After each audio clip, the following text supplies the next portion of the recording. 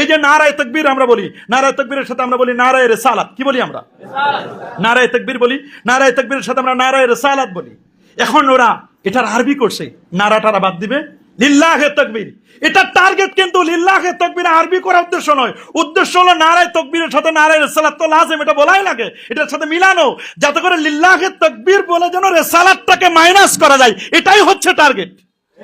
যারা রিসালাতকে মাইনাস করে 20 লক্ষ কি আর 40 লক্ষ কি, সোহরাওয়ার্দী উদ্যানের মতো এরকম 1 কোটি ময়দান যদি মানুষ যে ভরে দাও, যদি সব সময় আল্লাহ আল্লাহ আল্লাহ আল্লাহ কোরআন বলো, নবীর সুন্নাহ না বলো, রিসালাতের স্লোগান যদি না দাও, তাহলে তুমি কিসের মুসলমান মিয়া? কিসের তোমার নবীর প্রেম আছে? খালি খতমে বুখারী করলেই কি নবীর প্রেম হয়? যেখানে তাকবীরের সাথে নারায়ে তাকবীরের সাথে নারায়ে রিসালাত থাকবে। হ্যাঁ, মুসলমান তো আছে, মুসলমান তো তারা, আমরা মুসলমানের দল থেকে তাদেরকে খারিজ করি না, মুসলমান ঠিক আছে, কিন্তু কেমন মুসলমান? আমরা বলি এরাই হচ্ছে এজিদি মুসলমান। এরা কি মুসলমান?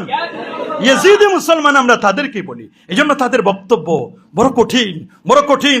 তারা রাসূল আকরাম সাল্লাল্লাহু আলাইহি ওয়াসাল্লাম সম্পর্কে বাজে বাজে মন্তব্য করেছেন।